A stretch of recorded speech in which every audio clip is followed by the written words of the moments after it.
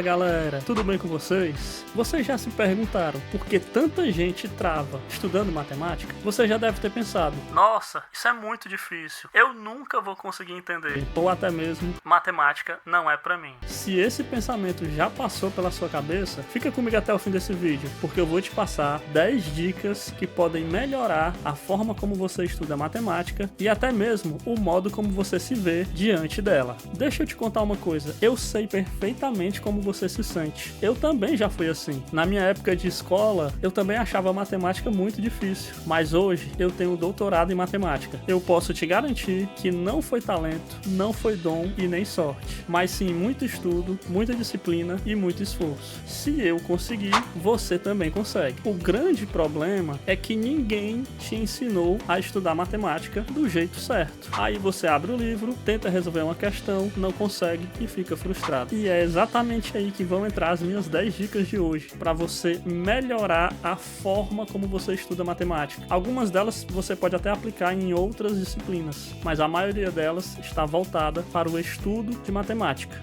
Agora eu preciso fazer uma observação. Nada aqui é algo milagroso, algo que vai te fazer aprender matemática sem se esforçar, sem estudar. São coisas que vão te ajudar a partir do momento que você estudar matemática. É uma jornada que você vai começar, você vai evoluir, mas você vai ver. A matemática, ela premia o esforço e a disciplina. Lembrem-se disso quando vocês começarem a evoluir. Agora vamos lá para as 10 dicas que vão lhe ajudar a melhorar e evoluir muito na matemática. Dica número 1. Leia os livros de matemática do jeito certo. Você não pode pegar o livro de matemática e ler como se fosse um romance, como se fosse um livro de Game of Thrones, das Crônicas de Gelo e Fogo. Você tem que pegar o livro, a página, imagine a página do livro. Tem coisas nessa página, em geral, que tem mais importância do que outras. Você precisa parar nesse trecho, refletir, escrever, tentar entender. Vamos dar uma olhada no que eu tô falando. Eu tirei a foto de algumas páginas de livros que eu tenho aqui pra gente dar uma olhada. Veja o layout dessa página. Você tem coisas em negrito, você tem informações dentro dessas caixas rosa. E isso aqui não tá aqui por acaso. Se essas informações estão recebendo esse destaque, é porque o livro quer que você pare aqui, leia isso e entenda isso, reflita sobre isso. Essas coisas não podem passar batido por você. Você não pode ler isso e seguir a viagem sem ter a certeza de que isso ficou bem entendido, porque isso vai cobrar um preço, tá? Então vamos olhar aqui o que nós temos em destaque aqui. Deixa eu aumentar um pouquinho aqui pra gente poder ver. Então, por exemplo, o que é que tá sendo dito aqui? Não sei se vai ficar bom de ler pra vocês, porque vai perdendo a qualidade, né? Mas o que ele tá dizendo é o seguinte: todo ponto P que pertence ao eixo das abscissas é da forma primeira entrada x, segunda entrada 0. Essa informação aqui o livro está lhe dizendo. Isso é importante. Aprenda isso, entenda isso, porque você vai usar isso sempre. Eixo das abscissas é o eixo X, né? Só lembrando aí vocês, tá? Eixo das abscissas, eixo das ordenadas. O amarelo é o que a gente chama de eixo X e o azul é o que a gente chama de eixo Y. Essa informação aqui é importante, ele está lhe dizendo qual a cara típica de um ponto que está em cima do eixo X. E aí provavelmente ele vai fazer a mesma coisa para um ponto que está no eixo Y, né? Tá aqui, um ponto que pertence ao eixo das ordenadas é um ponto com essa cara aí, ó. Primeira entrada 0, segunda entrada Y. Então você não pode, na sua leitura do livro, quando você estiver estudando a teoria, passar por uma caixa dessa, no meu caso aqui a caixa é rosa, mas todo livro tem esse tipo de layout para chamar sua atenção, e não entender o que tá aí. Se você não entendeu, você pesquisa, você lê, relê, olha os exemplos, né? Tenta entender. O importante é sair desse ponto pro outro com isso bem entendido. Vamos aqui para outro exemplo, agora aqui um livro do ensino fundamental. Veja novamente, ó, olha o esquema de cores desse livro, muito destaque aqui em azul, você tem uma mensagem aqui em amarelo. O que é que tem fundamental importância aqui? É o que está destacado em azul, né? O que é que está sendo dito aqui? Numa proporção, o produto dos extremos é igual ao produto dos meios. Essa é a propriedade fundamental das proporções. Então veja que isso aqui é o grande assunto desse desse capítulo. Você não pode passar por isso aqui e ler de maneira casual. Ler como se fosse apenas mais uma frase no meio de tantas outras. Logo abaixo você tem os exemplos que vão lhe ajudar a entender o que está escrito aqui, ok? Eu tô falando isso nesse caso, mas você tem que fazer isso com qualquer livro de matemática que você tiver, com qualquer assunto. Tenha esse rigor, tenha esse cuidado, se atenha às definições, fique preso a elas até você entender bem, certo? Então tá aqui mais um exemplo, mais um layout aqui dos livros, tá? Veja como ele chama muito a atenção para a aplicação, né, desse princípio. Muito bem. Aqui nós temos proporção, destacado numa último exemplo aqui, porque eu acho que vocês já entenderam a ideia. Aqui falando de proporção, e ele define aqui pra gente nessa caixa azul, né, com bastante destaque, proporção é uma igualdade de duas razões. Então veja que essa definição ela é bem direta, mas ela pede que você saiba o que é isso aqui, né? Que é uma razão. Ou seja, você precisa... Se você está lendo essa definição, você está estudando aqui, aí você leu essa definição, você entendeu? Ótimo, passa para frente. Se você não entendeu, é porque certamente você não sabe o que é uma razão. Você tem que voltar então nos capítulos anteriores, buscar o que é uma razão para poder entender essa definição, certo? Então esse balé que você faz com o livro é muito normal, né? Ir, voltar, depois ir de novo, consultar um outro livro. Você está estudando de maneira ativa agora, né? E não só lendo. Dica número 2. A gente acabou de falar sobre ler o livro de matemática da maneira correta, né? Da maneira certa. Então a gente precisa falar de ter bons livros de matemática. Ter bons livros que sejam confiáveis, que você vai ter uma teoria bem estruturada, que você vai ter questões interessantes, exemplos instigantes. Tendo uma boa coleção de livros e estudando com esses livros da maneira correta, você está bem demais nos seus estudos, certo? Tomem cuidado, porque hoje a gente tem acesso a muitas informações, a gente tem a inteligência artificial. Então, lembre-se, o livro é o seu professor. Essas outras coisas, blogs, vídeos no YouTube, inteligência artificial, isso são ferramentas que vão lhe ajudar, mas o seu professor é o livro. Ali é onde está a informação mais confiável. Numa inteligência artificial, você pode pôr um prompt de maneira não tão clara e ele lhe dá informação também enviesada, pegar de uma fonte não confiável, tá? Então, o livro é o seu professor, certo? Eu vou deixar aqui na descrição os links de uma coleção de livros do ensino médio que eu acho excepcional. Depois, se você quiser, você dá uma olhada. São livros que vão lhe munir muito bem de conhecimento para qualquer seleção de nível médio, de nível fundamental. Você estará bem servido, tá? Então essa foi a segunda dica. Terceira dica: matemática não é só conta. Matemática é uma linguagem e ela tem, além das contas, um vocabulário muito extenso para você dominar, certo? A gente acabou de ver na dica 1 que eu falei sobre o eixo das abscissas. Muita gente nem sabe o que é o eixo das abscissas, porque sempre viu o eixo X. Aqui é o eixo X. E aí? E se na prova não tiver o eixo X, tiver o eixo das abscissas? Você vai ficar se perguntando, é o X ou é o Y? Preciso imergir também na linguagem. Definições, enunciados de teoremas, propriedades, os símbolos matemáticos que não são números, tipo para todo, o existe. Existem símbolos para esses termos. Você precisa também gastar um tempo e energia vendo, enriquecendo o seu vocabulário matemático, criando esse corpo teórico. Eu separei aqui uma coisa para vocês darem uma olhada numa questão. Veja só. Pronto, nós estamos aqui com a última prova do Enem 2024 e eu já deixei aqui destacado um termo que aparece aqui nesse enunciado, a palavra congruente. E aí? Aqui tem retângulos congruentes. Se você não sabe o que significa o termo congruentes, como é que você vai decodificar o que está escrito aqui para em termos de conta, né? Como é que você vai transformar isso em conta? Esse congruente significa o quê? Isso vai virar o quê na minha conta? Então, matemática não é só conta. Matemática não é só mexer com números. Matemática tem a parte de conta e tem a parte da linguagem. Essas duas coisas têm que trabalhar juntas, tá? É como se você tivesse dois mundos, né? O mundo onde você faz conta, trabalha com números, e o mundo onde você tem os conceitos, as definições, as ideias, né? Se você não entende bem a parte das ideias, da linguagem, das nomenclaturas, você não consegue transportar as das coisas que estão escritas nas questões para o mundo das contas, para fazer a conta, beleza? Então, foco na teoria, foco na linguagem matemática. Não apenas em conta, número, mas em todo o arcabouço teórico que tem por trás das contas, tá? Dica número 4. Respeite as regras. Em matemática, as coisas são como elas são. Não é à toa que nós temos as ciências exatas. As coisas são exatas. As regras raramente vão ter exceções. Quando você vê uma fórmula, essa fórmula tem condições para ser aplicada. Então não force a barra. Vou dar um exemplo. Tá, estamos aqui no nosso caderno. Tá, vou deixar essa aqui mesmo. Então vamos ver um exemplo aqui. Eu posso pegar aqui o famoso princípio fundamental da trigonometria, né? Que diz que o seno ao quadrado de um ângulo mais o cosseno ao quadrado desse mesmo ângulo dá igual a 1. Esse aqui é o princípio fundamental da trigonometria. Aí o aluno tenta forçar uma barra numa prova, por exemplo, e diz: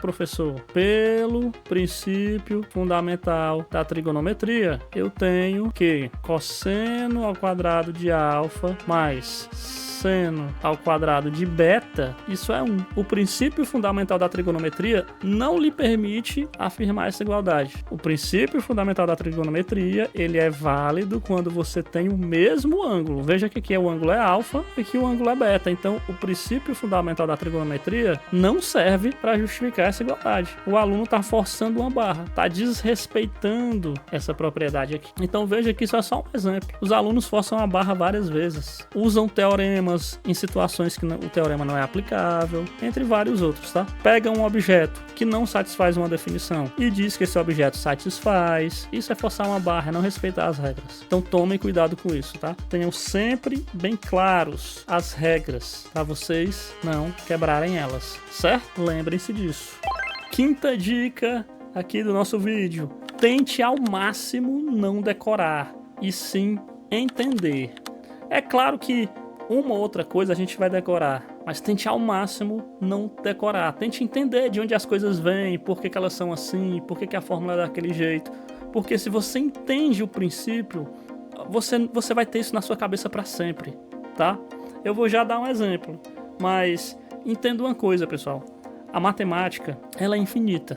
Todo dia alguém publica um artigo com mais uma regra da matemática, com mais um postulado, com mais um resultado, com mais um teorema. E assim a matemática segue. Então a matemática não tem fim. Portanto, é impossível a gente ter na nossa cabeça tudo sobre a matemática. Mas coisas básicas, que é o que vocês estão estudando, a grande maioria delas, vocês podem seguir uma lógica. Vou dar um exemplo. Vamos voltar aqui para o nosso caderno. Aí você tem aqui o seu triângulo equilátero e você precisa calcular a área desse triângulo. Aí você pensa: poxa, professor, eu sei que a área de um triângulo qualquer é base vezes altura dividido por 2, mas eu sei que o triângulo equilátero tem uma formulazinha para a área dele, que eu não lembro agora, que basta você saber o lado. E eu conheço o lado. Que pena que eu não lembro da fórmula. Não tem problema. Se você não lembra da fórmula, mas se você sabe a ideia por trás da fórmula, você consegue achar. Veja bem, eu não lembro a fórmula, mas eu sei que eu preciso da altura. Você baixa a altura. Claro, aqui no meu desenho ficou ruim, né? Mas você sabe que a altura num triângulo equilátero, ela quebra a base da altura ao meio, né? Então esse pedacinho aqui é L sobre 2. E a altura, ela é perpendicular à base. Então você ficou com um triângulo retângulo de hipotenusa L e catetos L sobre 2 e H. Agora você aplica Pitágoras. Então fica H ao quadrado mais L sobre 2 ao quadrado. Isso dá igual a L ao quadrado, que é a minha hipotenusa, né? E aí agora você faz a conta. H ao quadrado vai ser igual a L ao quadrado menos, resolve essa potência, né? L ao quadrado sobre 4. Fazendo essa conta bem rapidinho aqui, você vai ficar com 4L ao quadrado sobre 4 menos L ao quadrado sobre 4. O que foi que eu fiz? Eu multipliquei aí por 4 e dividi por 4. Agora eu tenho duas frações de mesmo denominador. E aí é fácil resolver, né? Você repete o denominador e opera aqui em cima, ó, 3L ao quadrado. Extraindo a raiz, você fica aqui H da raiz de 3 vezes L sobre 2. Então, gente, agora que eu encontrei a altura, fica muito fácil. A área do triângulo é igual.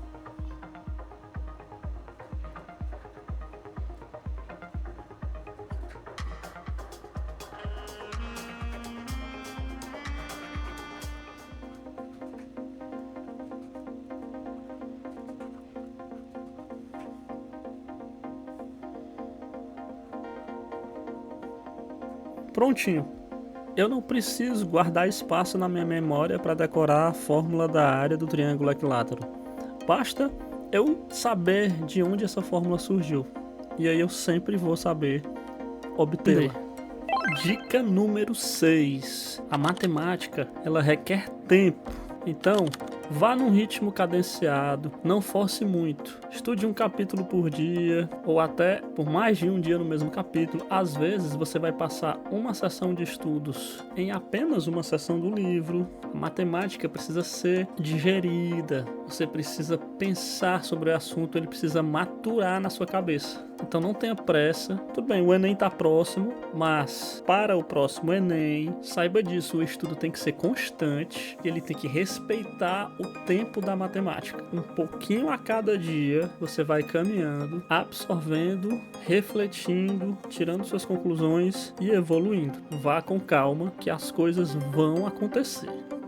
Dica número 7. Use os exemplos como exercícios.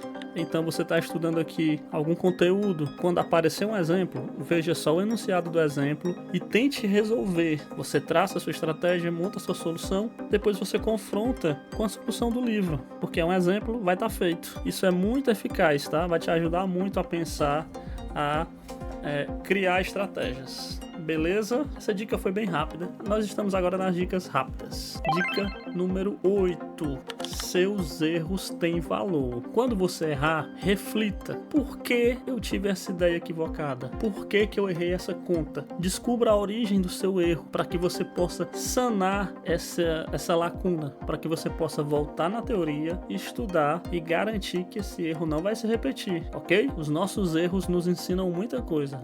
Dica número 9.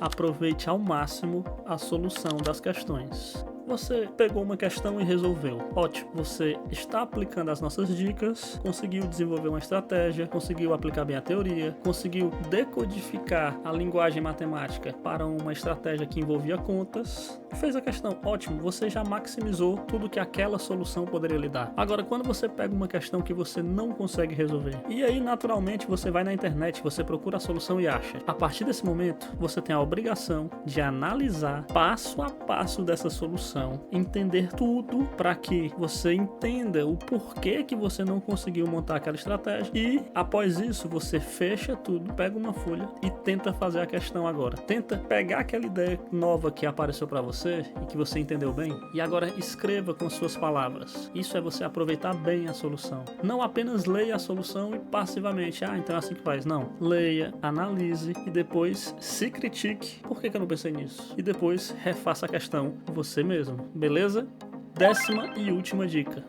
Faça anotações das coisas importantes. Isso ajuda a internalizar o conteúdo, ajuda ele a entrar no sangue, né? Escreva, releia, leia em voz alta, tente explicar o conteúdo para uma outra pessoa. Isso fortalece muito o conhecimento dentro de você. Se não tiver outra pessoa, finja que tem, finja que você está dando uma aula para alguém. Tente explicar, explique para você mesmo, mas tente explicar o conteúdo que você está estudando. Isso vai te ajudar muito. Vê se você realmente está entendendo ou não, porque quando você está entendendo, você fala sobre isso, você ensina. Tome notas, escreva, leia e tente explicar o que você está estudando. Beleza? Essas foram as 10 dicas e eu tenho certeza que se você aplicar, você vai evoluir muito no seu estudo em matemática.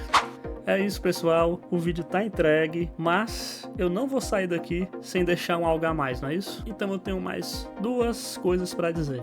Primeira delas, aplique essas 10 dicas numa revisão do conteúdo do ensino fundamental. Como esse é um conteúdo bem mais fácil e bem mais tranquilo, você pode até estudar com mais velocidade. Você vai aplicar, vai perceber uma evolução muito rápida e coisas que talvez você não entendeu antes, você vai entender agora. E o mais importante, você vai dominar as 4 operações, porque nessa revisão você vai sair mestre em contas com frações, contas com números decimais, contas com números negativos. Você vai sentir uma evolução brutal, acredite em mim. Segunda dica, o que é que eu acho importante você gastar atenção na sua leitura?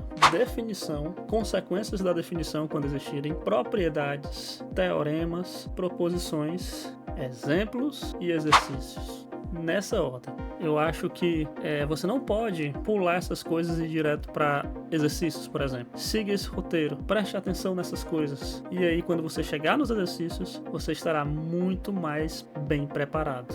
Beleza, gente? Novamente, gostou desse vídeo? Dá um like, se inscreve no canal, porque é só o começo. Tá bom, gente? Até o próximo vídeo.